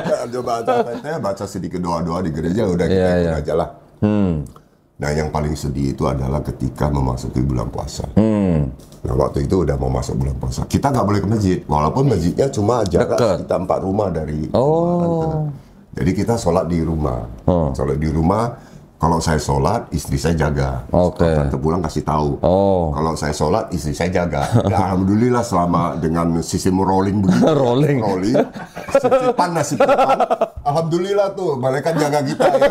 Jadi nggak pernah ketahuan. Oke. Nah, cuma yang nggak bisa kita hindari itu adalah Puasanya. puasa. Ya. Jadi pada saat puasa kita disuruh makan. Waduh. Nah waktu itu sedih sekali. Kalau cerita itu saya selalu merasa sedih banget gitu. Jadi Kita merasa bersalah sama Allah kan, Iya, iya. bahwa ini puasa kok kita disuruh makan ya. Jadi waktu makan sambil nangis. Nangis sih nggak berani. Oh, nggak berani. Jadi kita juga pengen tunjukkan bahwa kita punya kekuatan mental. Kita nggak takut lah. Iya. Gitu. Ayolah kita jalanin ya. Tapi Iya. kita makan nggak banyak. Oke. Ya kita tetap niatkan untuk puasa gitu. Nah sempat tuh lewat tuh masa puasa tuh. Nah suatu hari ada kesempatan nih. Ada kesempatan saya sempat ke masjid gara-gara disuruh beli obat. Oke. Sama tante. Ya. Pinjam motor, pergi saya mampir ke masjid. Dekat Yang situ. dekat patung rumah itu atau bukan? Oh, tempat lain agak lagi. jauh. Nah, kalau ke tempat rumah kan terlalu dekat. Ketahuan, iya, Ketahuan iya. nanti saya agak jauh. Terus? Nah, waktu saya sholat di masjid begitu kusuknya ada beberapa jemaah lihat. Ini wajahnya bukan wajah orang Bandung. Iya. Tapi kok sholatnya luar biasa gitu. Mungkin kusuk kali dia lihat. Karena kan jarang ke masjid. Iya, iya, iya. Udah katanya. Sujudnya 5 menit tuh baru bangun tuh Ini ya. sujudnya lama, ngomongnya lama kan. Saya pikir ini siapa ini kan? Iya, iya, iya, Perhatian. iya. Terus? Dia tegur saya, dia tanya gini-gini, saya cerita bahwa saya sekarang tinggal di mana. Dia tanya, saya bilang gini, terus dia bilang di rumah bagaimana? Ya saya ceritakan apa adanya. Keluar dari sana. Oh, itu. Bagaimana caranya keluar? Kan Iya, harus iya. ada tempat tinggal. Iya, iya. Kita siapin tempat tinggal. Masya Allah. Kita dikasihlah satu tempat tinggal di Ciawi, jauh. Dari Soekarno-Hatta ke Ciawi kan Iya, jauh. iya, iya, iya. Udah kamu tinggal di Ciawi aja. Kita kan belum ada kerjaan. Jadi bawa istri keluar. Hah? Bawa istri keluar. Nah, langsung permisi izin, terus kita bilang kita mau pergi ke satu tempat, tapi kita nggak bilang dibantu sama orang Oke. itu. Kita baik-baik. perginya. Yang saya senang itu adalah ketika kita tinggal di sana, kita ikutin, tapi kita nggak pernah berakhlak buruk. Kita pertahankan itu tuh. Oke. Jadi dia juga nggak merasa sakit hati atau Oke. merasa sia-sia. Iya, iya. Akhirnya kita pindah ke Ciawi. Nah, pindah ke Ciawi di satu kos. Itu satu Ini gedung. Ciawi mana? Ciawi Ciawi Bogor apa Ciawi? Ciawi. Cimahi apa? Cimahi. Oh, Cimahi. gue bingung dari Cimahi. dari Bandung ke Ciawi jauh bener. Jauhan ya. Cimahi. Masjidnya di Bandung. Cimahi. Cimahi. Pindah ke Cimahi. Terus? Nah, pindah ke Cimahi itu ada satu rumah 2 lantai. Yang mau dikos lantai bawah. Oke. Ternyata kos itu jarang orang mau karena sering terjadi hal-hal gaib. Oh, serem. Seram karena kirinya kuburan, kanannya kuburan. Oh. Tapi paling murah. Oke. Kalau nggak salah waktu itu 125.000. Sebulan. Kamarnya gede. Sebulan. Sebulan. Kamarnya gede. Listrik gratis segala macam lagi. 125.000. Nah itu kan dikasih lah di situ. Ya udah nggak apa-apa. Yang penting kita udah keluar dari rumah. Udah kita di situ. Nah, disitulah kesempatan saya menyadari yang awalnya ketika cerita kematian. Kan cerita kematian tuh awalnya. Iya. Sekarang kan dekat sama kuburan. Iya, kanan kiri kuburan. Kanan kiri kuburan kan. Terus? Berarti memang satu hari kita akan ke situ kan. Iya. Ya saya mohon pada Allah supaya kita dimudahkan. Nah, terus ketika sudah di sana kita cuma makan juga ala kadarnya, ya suatu hari saya punya ide. Saya kan butuh pekerjaan, saya kan bisa bahasa Mandarin, harusnya kan punya nilai jual lah. Iya, iya, iya. Gimana nih caranya kan? Udah akhirnya saya pikir udah saya masukin ke koran aja, bahwa saya butuh pekerjaan, mengerti bahasa Mandarin, bahasa Inggris. Usia sekian, siapa yang kira-kira butuh, saya siap. Oh, masih ada koran tuh Pak ya? Masih ada koran, mainannya koran. Oh iya, iya. Nah, akhirnya udah masuk. Akhirnya saya minta bantuan dari teman yang di Muhammadiyah, teman yang ketemu di masjid itu. Iya, iya. Dia bilang, oh udah kita pasangin katanya seminggu dipasang. Akhirnya ketemu jodohnya. Ada yang nyari. Ada yang nyari orang Hindu mualaf juga. Oh, Hindu mualaf. Istrinya orang Palembang. Nah, kita dipekerjakan di situ. Alhamdulillah. Nah, lewat lagi tuh satu masa Ya. di mana sudah mulai membaik ekonomi. Itu yang paling duka atau masih ada lagi tuh? Masih ada. Oh, ada lagi. Masih panjang ada. Waduh, sampai jam 2 nih kita nih. Jam 2 kita. Nggak soalnya apa-apa, Pak. Dari tahun aku yang nggak apa-apa, aku yang capek. Doni nggak apa-apa kok, gua yang capek. Ya, disingkatin aja, disingkat. Ya, Jadi ya. intinya bahwa menjadi mualaf itu tidak selalu manis, tidak juga selalu pahit. Ya. Tapi ketika kita pahit, kita diberikan jalan untuk manis. Ya. Cuma kita harus siap untuk hadapi prosesnya. Itu yang saya rasakan. Oke. Nah, perjalanan demi perjalanan, ya, alhamdulillah karena kita dari awal pada saat ujian terberat itu adalah ketika di rumah tante. Karena dia kan Kristen. Oke. Kita berdua ibarat kata kita berdua kuat untuk mempertahankan akidah dan tauhid.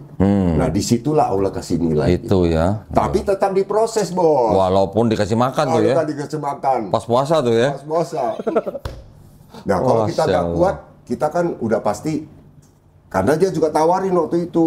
Kalau kamu mau masuk Kristen, saya nanti carikan rumah buat Bantu. kalian berdua. Mau bantu. Kasih kerjaan. Oke. Ada rayuan juga sebetulnya. Oke. Tapi kita tetap bertahan. Oke. Nah, jadi makanya pengalaman mualaf itu, kalau saya kan sebetulnya dari mualaf sampai sekarang kan sudah hampir 20 tahun. Dari ya berarti dari tahun 41 ya. Iya. Umur 41 sekarang udah 62. Iya, iya, Berarti 22 tahun, 21 tahun. Iya, iya, iya. Ya, jadi memang suka dukanya banyak. Gitu. Tapi pada intinya yang bisa saya sampaikan itu adalah bahwa tidak mulus, masih diproses. Iya, iya. Nah, jadi harus siap-siap. Jadi di Bandung berapa tahun, Pak? Di Bandung nggak lama. Nggak lama. Kalau nggak lama, ya Bandung sekitar ada 3 tahun lebih kok, 3-4 tahun. Nah, terus kepancing sama teman. Di Jakarta nih. Apa nih? Kepancing Ada apa nih? job, ada job. Oh. Kamu Jakarta lebih berkembang. Datang tuh rayun mautnya. Wih, jadi apa di Jakarta? Pegang forwarding company. Oke. Cakep, Ya. dikasih apartemen. Di Priok? Bukan. Oh. Di apa? Kelapa Gading? Bukan. Di daerah Pluit. Oh, Pluit. Ya. Beli Sakti. Terus? Beli Sakti, tapi dikasih apartemen di Pluit juga. Nah, kan merasa bahwa ini kesempatan baik. Iya, Nah, kita iya. nggak sabar tuh. Iya, iya. Saya bicara sama istri, ayo kita pindah aja ke Jakarta. Pindah ke Jakarta. Tahun? Tahun saya lupa. Lupa, Pokoknya ya? Oke. dari Bandung lah terakhir. Terus pindah ke Pluit? Pindah ke Pluit. Oke. Sempat di situ. Nah, di situ ada lagi gejolak-gejolak. Akhirnya balik lagi nih gaya-gaya Batam nih. Diarahkan ke situ. Oh, bisa? Diarahkan, bukannya kita balik, diarahkan. Jadi ada peluang lagi untuk balik lagi ke kondisi di Batam. Oke. Nah, ini kalau flow-nya kita lihat kan memang ada ujiannya seperti itu. Iya, iya, Tapi iya, alhamdulillah kita nggak sampai terjerumus lagi. Iya, iya, iya. Nah, sempat juga bubaran, nggak bantu dia lagi. Oh. Nggak bantu dia lagi. Nah, karena ada peluang lain, akhirnya saya kerja di tambang. Nah, saya kerja di tambang ada sekitar 10 tahun lebih. Kerjanya di Jakarta atau Kerja di Jakarta, Oh. tapi bolak-balik ke Untuk. Kalimantan. Oke. Tambang. Nah, sampai hari ini kemarin saya mengambil keputusan untuk pensiun. Umur 56 kan pensiun. Saya ambil keputusan pensiun, terus saya umroh satu keluarga. Iya. Terus saya mau mengabdikan diri untuk membantu mualaf. Masya Allah. Ya, jadi artinya mualaf-mualaf itu mau kita kasih bantuan dalam hal apa supaya mereka jangan takut. Ya, ya, Karena ya. kita mengalami Ya, ya. sebagai contoh hidup lah. Ya, Nah, ya, gitu. Nah, kita mulai bantu. Nah, belakang ini untuk dakwah saya gabung dengan Mualaf Center Indonesia Peduli, Bogor Timur. Untuk pribadi saya bikin channel Kohalim TV. Wih, sile. Sedikit banyak dakwah-dakwah kecil-kecilan lah. Iya, iya, iya, iya. Kodoni kan viral. Oh, viral deh. Oh. Viral kemana-mana. Kalau saya kan ibarat kata mungkin ada orang-orang yang kepengen tahu apa secara psikologi apa gitu ya. Kita berbagi tiap pagi jam 7 itu ada acara secangkir kopi di Oh, pagi hari. oh gitu. Iya. Narasumbernya? Narasumbernya saya sendiri. Oke, ada hostnya. Ada hostnya nggak ada. Gua langsung sendiri aja. Oh, ngomong sendiri. Yang bantu saya anak saya. Oh gitu. Pakai kamera kecil lah, nggak kayak gini. Gitu loh. Dipaksa tuh Kamera anaknya. biasa. Anaknya dipaksa tuh, Pak. Oh, dipaksa, kalau enggak gue gak kasih uang jajan. Enak aja lu. Kalau nggak bantu lu nggak dikasih uang jajan lu. Gitu. Nggak Oh, boleh. di Dana mana sekarang tinggalnya, Pak? Saya di Citra Indah City. Sekarang Citra Indah City. City, ya. Dari tahun berapa itu? Itu setelah pensiun. Sebelum pensiun. Oh, sebelum pensiun memang udah tinggal di situ. Saya 2019 pindah. Ya, nggak salah 2019 ya. Itu masih kerja di tambang. Masih kerja di tambang. 2019. Pensiun udah berapa tahun, Pak? Pensiun udah 4 tahun. Oh, udah 4 tahun. Masih hidup aja. Iya, ya. iya. Oh, jadi sekarang Bapak kesibukannya pagi bikin konten. Bikin konten. Tapi bantu mualaf-mualaf. Bantu mualaf-mualaf, yang perlu bimbingan langsung maksudnya. Iya. Kita kalau di Citra itu mereka lebih suka sistem kunjungan. Iya. Jadi kalau kita ada waktu, kita kunjungi, kita ajak ngobrol, ngopi. Oke. Mereka lebih suka begitu daripada suruh kajian. Iya. Jadi beda konsep pembelajarannya. Iya. Soalnya dia merasa kalau belajar kajian pusing katanya. Nah, Oke. mendingan ngobrol aja dah. Iya. Saya datang, saya ajak ngobrol. Gitu. Jadi Ko Halim ini berarti mengurusi MCIP yang di Bogor Timur. Bogor Timur. Ya. Oke. Kemarin jadi selama 17 bulan saya pegang Mualaf Center itu sudah ada sekitar 11 kali syahadat. Masya Allah. Orang-orang Citra aja. Iya. Gitu. Orang-orang Citra? Itu Ko Halim yang ngajak-ngajak apa gimana? Enggak. Jadi Mereka datang sendiri? Mereka datang, mereka bilang, kan banyak masjid kita di sana. Iya. Ada masjid yang ada yang mau syahadat, saya dihubungi. Oke. Tolong syahadatin lah katanya. Oke. Kita keluarin surat untuk mereka supaya mereka bisa merubah statusnya. Iya. Gitu. Nah, jadi itu aja sih. Tadi kan saya dengar nih sebelum kita mulai nih, Apa? Ko Halim kan bilang di Citra Indah itu ada 53 klaster. 57 klaster. 57 klaster, terus 53 masjid. 53 masjid. 3 musola. Oke, 53 masjid, 3 musola, 57 klaster. Itu dari 53 masjid itu nggak ada yang bisa ngeluarin sertifikat mualaf, Pak? Nampaknya sih dulu pernah. Nah. Cuma pembinaannya yang kurang. Oke. Mereka kasih sertifikat tapi ya sudah. Lepas. Nah, kalau kita Mualaf Center kan beda. Kita kasih surat mualaf, kemudian si mualaf itu kita pantau. Dan kalau mereka punya masalah, mereka lebih leluasa untuk nyari kita. Oke. Karena kita sama-sama mualaf kan. Saya kan Oke. mantan mualaf, mantan kafir. Mantan kafir. gitu loh. Iya. Jadi lebih pas kan. Enggak, lagi pula kalau MCP kan yayasan. Kalau masjid ini kan belum tentu punya yayasannya. Di sana masjid banyak yayasan. Banyak yayasan? Oh, Tapi sekarang mereka merasa lebih prefer kalau misalnya minta saya. Oke. Karena begitu mereka sadar kan biasanya kita kasih sedikit kenang-kenangan, Ya, bingkisan. gitu loh. Enggak, karena kan memang yayasan MCP ini kan memang spesifik untuk membina para mualaf. Ya, Ya. sebetulnya MCP lebih spesifik untuk rescue. bukan rescue. Lebih fokusnya di rescue. Oke. Kalau pembinaan mualaf itu ya kita ini yang di daerah seperti yang di Bali Pak Haskuru, kemudian yang di Magelang, kemudian itu masing-masing sih. Banjarnegara. Ya. Nah, terus ada berapa Pak teman-teman di MCP yang di Bogor Timur itu yang di dalam MCP Bogor Timur itu? Maksudnya pengurus? Iya, pengurus. Pengurusnya cuma 3 orang. 3 orang. Ketua, bendahara, dan sekretaris. Oh, oke. Sekarang membina kira-kira berapa tadi? 11? Kalau misalnya pendataan yang kita bisa data itu sekitar 35 yang bisa 35 dihubungi. orang. Oke. Tapi ada beberapa yang pindah. Sekarang yang saya lagi fokus bina itu sekitar 11. 11. Yang baru syahadat dengan kita langsung Iya. Kan ada mereka syahadat di tempat lain, tapi kan bergabung dengan kita. Oke. Gitu. Iya. Nah, ini terkait juga dengan acara 23 Februari yang di mau datang, jangan lupa. Oh iya. Saya udah catat kayaknya Pak. Catat ya. 23 Februari ya. 23 Februari. Itu baru satu masjid. Baru satu masjid. Ini Nanti masih ada Kodondi- 52 masjid lagi berarti? Nanti Kodondi bisa keliling 53 kali nanti. Dalam waktu 53 hari gitu. Terus kapan gue bikin podcast? Jadi Masya Allah. Iya. Itu loh intinya. Iya. Masya Allah. Jadi memang mualaf ini agak spesifik. Ya. Dia gampang tersinggung. dia apa sih agak manja ya, agak manja. Kalau dulu kita kan mau manja sama siapa? Mau manja sama siapa ya? Ada mall of center yang kita tahu kan waktu Iya. itu. Waktu Ko Halim di Jogja, itu belum kenal Mall of Center Jogja, Pak? Belum.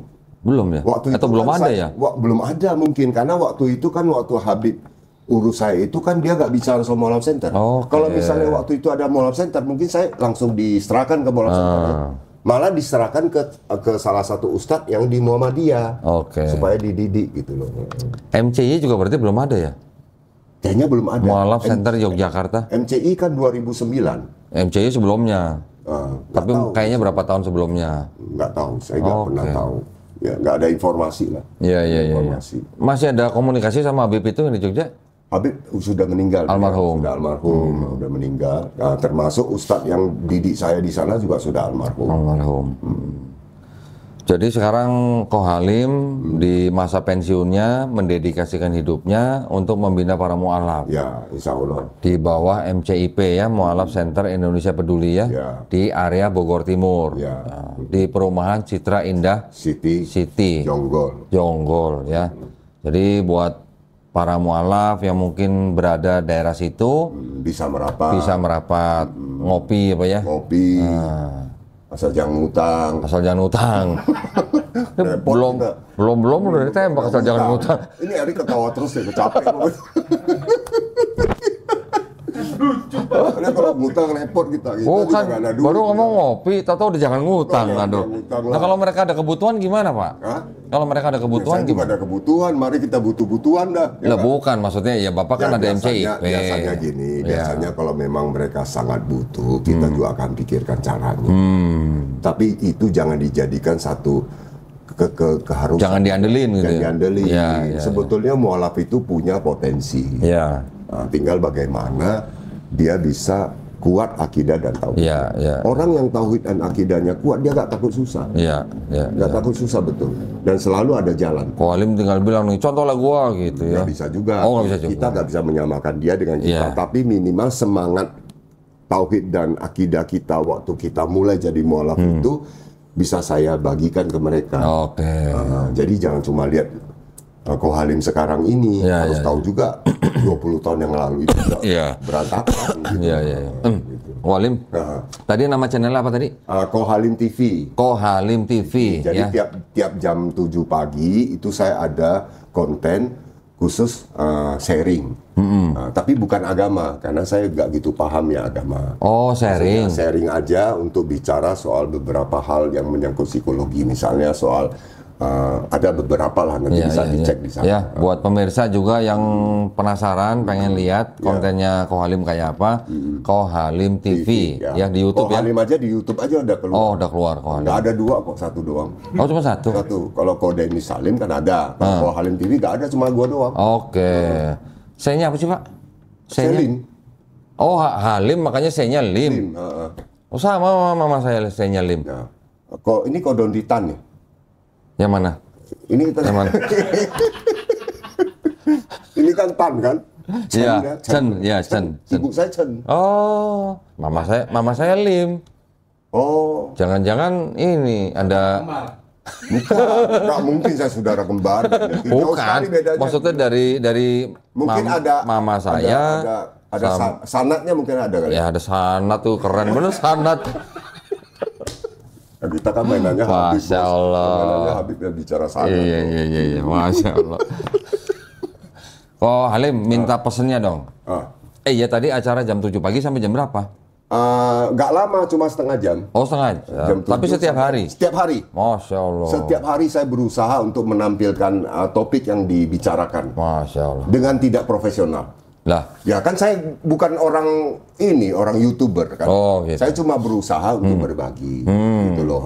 Ya, Moga-moga yang nonton ya sekarang saya lihat di komen-komen pada doain Ko Halim supaya sehat. Kan alhamdulillah. tuh. alhamdulillah. Nggak usah dibayar kan. Iya, benar-benar. Itu alhamdulillah tuh sehat. Pinter juga nyari doa gratis ya. Begitu, doa gratis tuh, Iya. doa tulus itu. Oh dulu sih. Jadi ketawa lagi tuh. Ketawa terus dia. Kacau nih satu ini. Alhamdulillah. Kita tadi sudah dengar kisahnya Ko Halim. Ya, kisah Ko Halim ini bukan kisah yang baik-baik saja. Iya. Ya, bukan yang manis-manis saja, ada juga yang pahitnya gitu. Itu yang perlu kita pelajarin gitu. Nah, sekarang minta tolong nih Ko Halim kasih pesen dong buat pemirsa channel Don Ditan nih. Oke, kalau gitu nasi goreng 1, capcay 2. Es campur? Kan suruh pesan katanya, Iya. suruh pesan. Es campur 2, es campur. Campur 2 ya. Nasi goreng pakai telur nggak?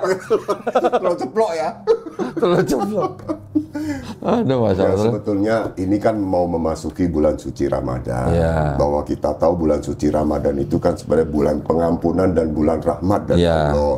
Jadi artinya mualaf itu harusnya gembira. Ya, Jikalau dipanjangkan usianya sama Allah, termasuk saya, termasuk Iya. Ko Dondi yang lain, belum tentu kita dikasih usia. iya, Kita butuh kemudahan dari Allah. Iya. Semoga kita dipanjangkan usianya, memasuki bulan suci Ramadan, kita bisa berpuasa, Iya. dapat pengampunan dan rahmat. iya. Gitu. Amin. Nah, makanya mualaf-mualaf ini kalau disuruh puasa jangan kaget. Iya, iya, iya, iya. Mualaf yang bilang sama saya, "Ini gimana sih kita dari dulu capek-capek kerja cari makan, kok sekarang disuruh jangan makan." Nah, itu makanya mungkin ada pengertian yang belum mengenal. belum ngaji lah. Makanya Ko Dondi diundang nanti ke Masjid Al-Uquwa Rosella Iya. untuk menyampaikan soal Ramadan juga dan Iya, tauhid. iya, Nah, iya. bagaimana kita memasuki bulan suci Ramadan, kita mau mempersiapkan apa saja, Iya. ya kan?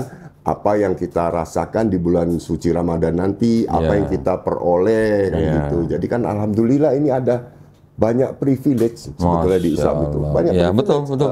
Orang lain kan nggak ada puasa sebulan. Iya. Kita puasa sebulan, Bener. artinya kita latih diri kita, ya kan? Iya. Yang mualaf yang tahu biasanya katanya kalau udah puasa seperti orang diet katanya. Waduh. Wah, kacau betul. Iya, iya, iya. Seperti orang diet memang betul. Ketika puasa kita badan tentu akan sedikit berubah, ya kan? Menyesuaikan. Iya. Tapi intinya bukan itu sebetulnya. Intinya kita mungkin ya kita disuruh merasakan saudara-saudara kita yang mungkin nggak dapat makan. Iya, Kita rasakan tuh Iya.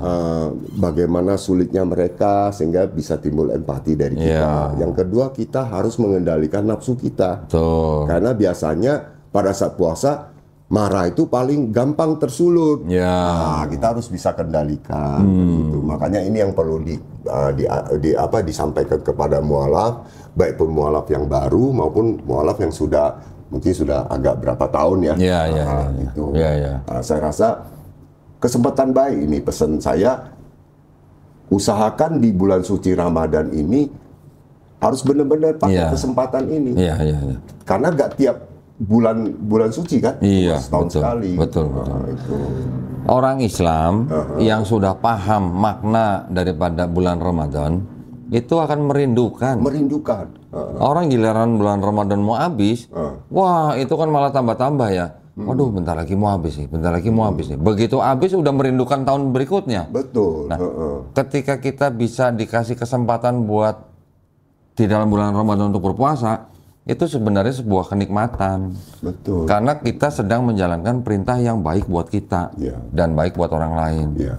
Masya Allah. Jadi puasa itu kan termasuk dalam 5 rukun Islam. Sholat, puasa, zakat, naik haji ke Mekah kalau Iya, mampu. iya. Nah, 5 rukun Islam ini mualaf yang butuh untuk laksanakan. Betul. Jadi begitu masuk Islam, jangan nggak sholat. Kalau masuk Islam nggak sholat, ya bukan Islam berarti. Ya, benar. Ya, bukan Benar, benar, Islam. benar. Itu jadi Islam KTP. Ah, iya, itu. benar. Jadi ya harus sholat. Nah, kalau udah sholat, berarti kita harus nanti puasa, Iya. kan? Terus kita zakat, Iya. terus baru kalau ada rezeki diundang sama Allah, belum tentu ada uang juga belum tentu bisa ke Mekah. Iya, Kalau nggak betul. diundang Allah kan, banyak orang kaya yang nggak bisa ke Mekah. Betul. Nah, kita berangkat naik haji atau umroh. Ko Halim udah naik haji? Alhamdulillah umroh belum haji. Umroh belum. Sama Ko Halim. Sama, ya, Janjian ya, kita janjian ya. Janjian, ya. Insya Allah ya. Insya Allah. Kalau nggak sempat naik haji, ya nanti kita janjiannya di sono aja gitu Ya, ya. di Solo mana? Di sono. Jangan jangan di Solo lah, Aku di sini jangan- aja, jangan di sini. Janjian di jannah gitu. Alhamdulillah. Itu saja pesannya. Siap. Nah, Ko Doni, Siap, alhamdulillah ya. Belum muslim belum kok? Pesan yang belum muslim? Oh, yang belum Muslim, Ah, moga-moga masih ada usia, Ya. ya kan? ya. Karena menjadikan seorang muslim itu bukan kemampuan kita. Ya. Kita nggak bisa kayak sales, Ya. ya kan? Kita bukan model kayak gitu. Ya. Ngajak-ngajak. Itu semua tergantung adalah hidayah dari Allah. Iya. Izin ya. Izin. Kita nggak bisa. Kita nggak bisa paksa. Dan kita nggak kita tidak mempengaruhi. Ya. Islam itu tidak seperti itu. Ya.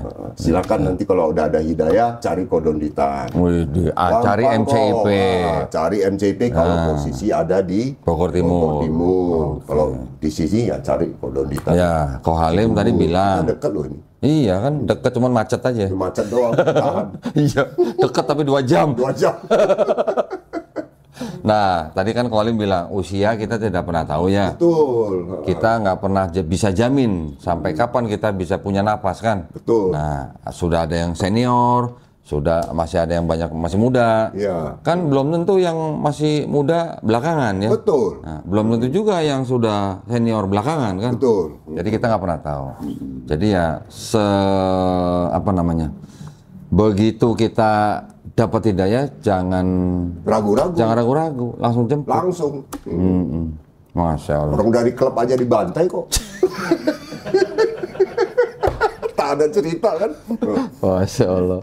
Alhamdulillah ya, kita tadi sudah mendengar kisah Kohalim.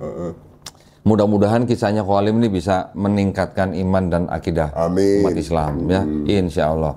Karena kisah-kisah seperti ini memang penting buat saudara-saudara kita yang Muslim untuk tetap bisa menjaga iman. Ya. Itu sangat penting. Betul. Ya. Nah, buat para pemirsa juga yang ingin membantu perjuangan dakwah kami, salah satunya juga untuk membina para mualaf, dipersilahkan untuk mengirimkan ke nomor Bank Muamalat, nomornya sacap-sacap sape-sape. Oh, sacap-sacap sampai-sampai. Tahu dong? Tahu. Oh, orang Batam, lama di Batam pasti tahu. Sacap-sacap. Ya. Biasanya itu angka dari mana tuh? Bener. Saya ketika mau buka nomor rekening di beberapa bank, saya tanya, bisa pilih nomor rekening nggak? Ada yang bisa, ada yang nggak. Bank Muamalat menawarkan saya buka rekening. Ya sudah, boleh nggak milih nomor rekening? Boleh. Dikasih 2 nomor, salah satunya itu. Ya udah saya pilih itu.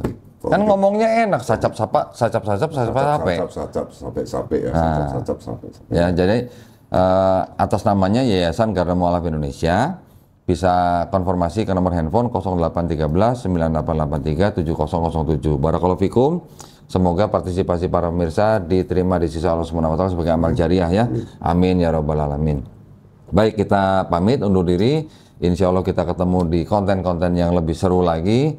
Dan akhir kata, wabillahi taufiq wal hidayah. Wassalamualaikum warahmatullahi wabarakatuh. Waalaikumsalam. Kohalim Kamsya nih ya.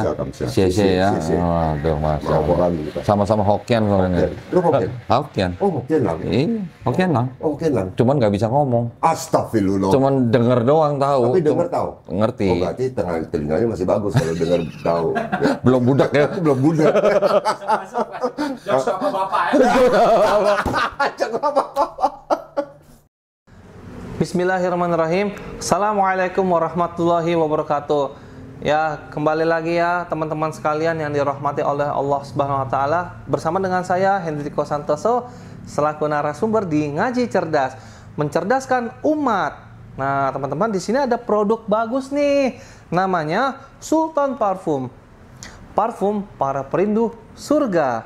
Nah, di sini ada 4 macam produk nih. Yang pertama, parfum dengan aroma Raudhah. Parfum dengan aroma Hajar Aswad, parfum dengan aroma kasturi, dan yang keempat adalah parfum aroma 2000 bunga.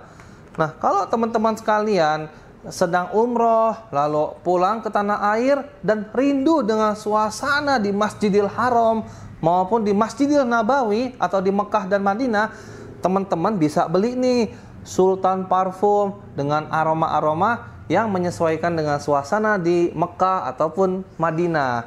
Nah, selain teman-teman beli parfum ini, nanti teman-teman dapat bonus gratisannya juga. Apa aja sih teman-teman gratisannya?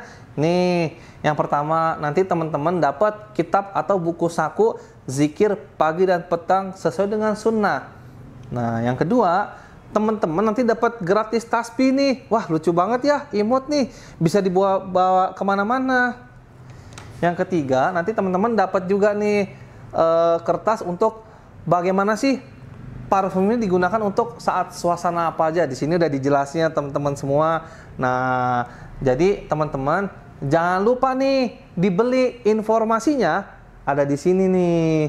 Nah, dengan teman-teman membeli produk parfum Sultan ini, teman-teman sama saja dengan membantu operasional dakwahnya channel YouTube Ngaji Cerdas. Nah, luar biasa kan? Dengan harga berapa teman-teman sekalian?